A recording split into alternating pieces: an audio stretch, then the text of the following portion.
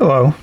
Welcome back to another Pen Talk. Thank you for joining me as I explore this amazing, incredible wide world of pens, and there's one in front of you that certainly qualifies. You saw it rotating on a turntable with a Jinhao Clear 100, but now we're going to look at this pen specifically. It's a nice wood pen. We'll look at some other wood pens that are similar. It has that Jinhao logo on the clip, that little ball on the end, not unusual. A little metal ring here at the bottom of the cap, which I think is great with a wood pen like this that helps stabilize that wood. We know wood can crack. Other materials can crack too, but wood is one of them.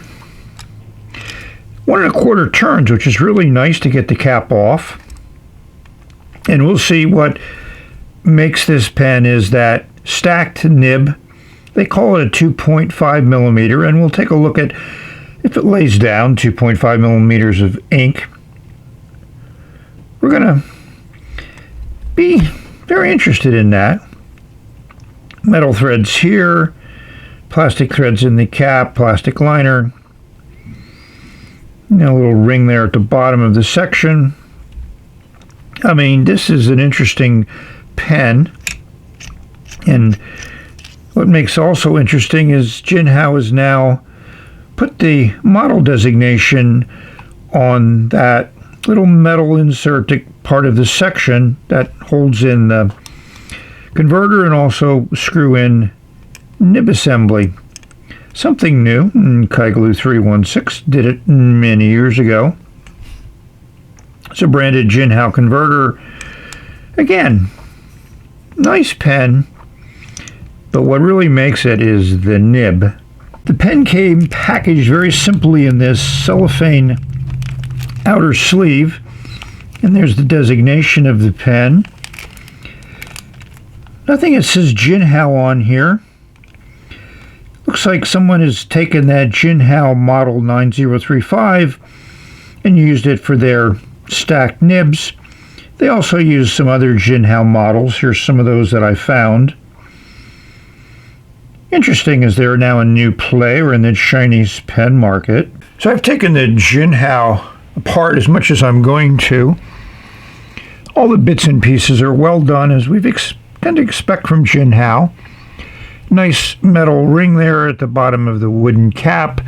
Good plastic liner in there. Hopefully it'll give it a long life.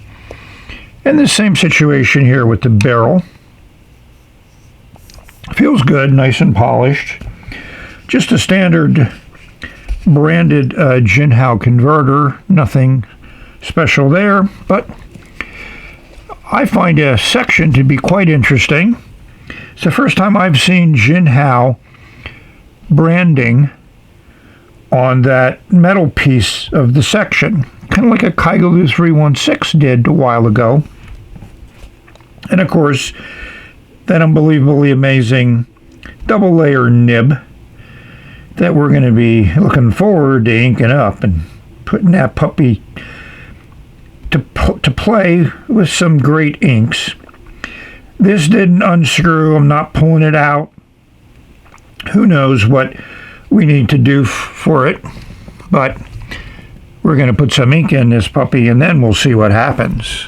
So here are just two wood pens I want to compare to the current one, the Jinhao 9035. This is Hongdian. Very well made, similar in design. And here's the big Jinhao one, Heritage, that has a nice kind of grainy wood. I like these three pens, the way they look, the grain of the wood. They're very nicely finished. They will survive a long time. I've used them now and then. None of them really became daily writers for various reasons, usually just the nib. But wood has its advantages for pens, visually and structurally if it's done correctly. This is the ink I used in the pen. Yep, I like it. Not a very big bottle, but I enjoy it. And it does have some sheen, as you can see from that blotch there. Yeah, you need to get that right angle. And there it is with some writing with a glass pen. And I also got an extra dimensional umber, which I wasn't quite as happy with. But you can see the sheen, hopefully, in the Tesla coil, which to me was my first sheening ink from Birmingham Pen Company, and I liked it.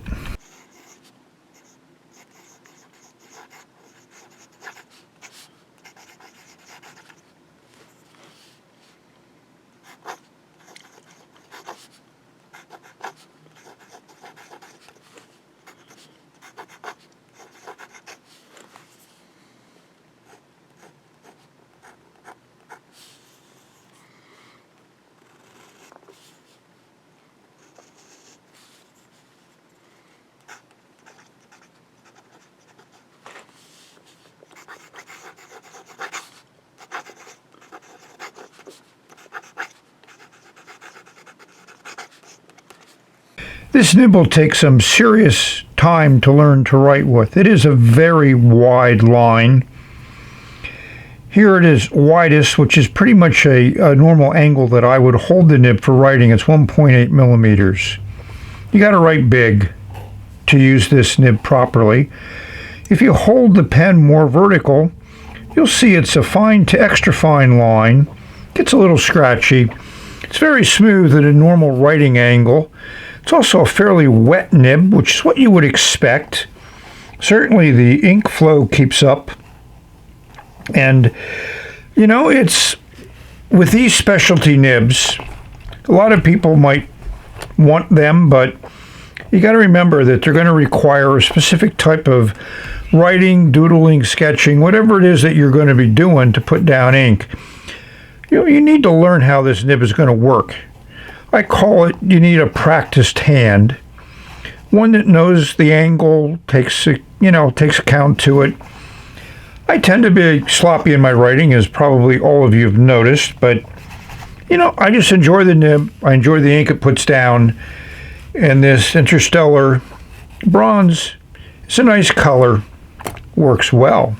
See if we can pick up some of that sheen, which this ink is known for, at least in some of my pens.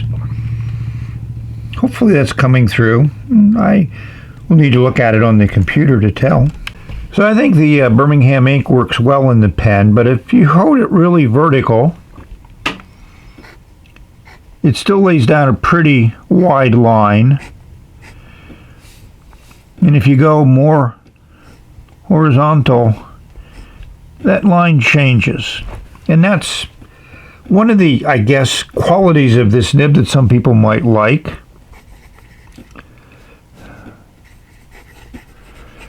It's just, I can't really judge it as well as I would like to. The nib it just is a challenge. I mean, that's a really wide line, and if I move it at a different angle, I can get a finer line. But, you know, that requires a different approach to using the nib for writing, one of which, as I talk about occasionally, requires a very practiced hand. But even with the little bit of practice I've done with this nib, it's difficult for me to use. So I mentioned, I think, about an Arabic nib that I did a while ago. I'll put a link to that in the description. That nib was similarly challenging to this nib. Even wrote a wider line, but it was more controllable by angle than the nib on this Jinhao. I don't know. I gave it a shot. I gave it a try. Hopefully you've seen enough of the nib to decide whether it's something you might like to experience. I need a lot more time to figure out how to use it. So one thing I expected from the nib, and it didn't disappoint, is it lays down a lot of ink, which really makes a sheening ink like this Birmingham Pen Company ink really sheen. Let's look at it on Temu River. So here is the ink laid down on Temu River paper with that big nib. Yeah, the sheen is pretty good. And there's a new ink I just got today. a review soon. So I tried to do some nice close-up photography of the nib because it is a very interesting grind. Since this is my only stacked nib, I have no comparisons as to how other stacked nibs look. But this one, has a little bit of a rough look to it. I tried grinding nibs and it's not something that I enjoy doing. My results were, okay, but not great. I have trouble visualizing what I want to do to grind a nib to result in a type of style of writing or feel of writing or lines that the pen puts down. This nib, as I'll mention a few times, is a very, very challenging nib. That wide line is not really that practical for writing, at least the writing that I do, and a lot of people I know.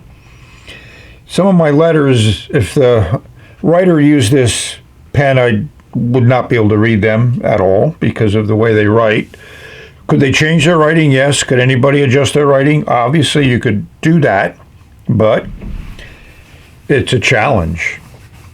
So we've reached the conclusion of this video. I hope you all found it interesting. It is an interesting nib. I'm glad I was able to show it to you. So with that, I hope this video finds everyone safe, healthy, and happy, enjoying your pens, your nibs, your inks, your papers. Yeah, there's an incredible wide world out there that's just waiting for us to explore and enjoy. So thank you for watching. We've reached the end, and we will say bye-bye. I got some more nibs coming in. Who knows what they're going to be like. I have some high expectations. Hopefully, they are fulfilled.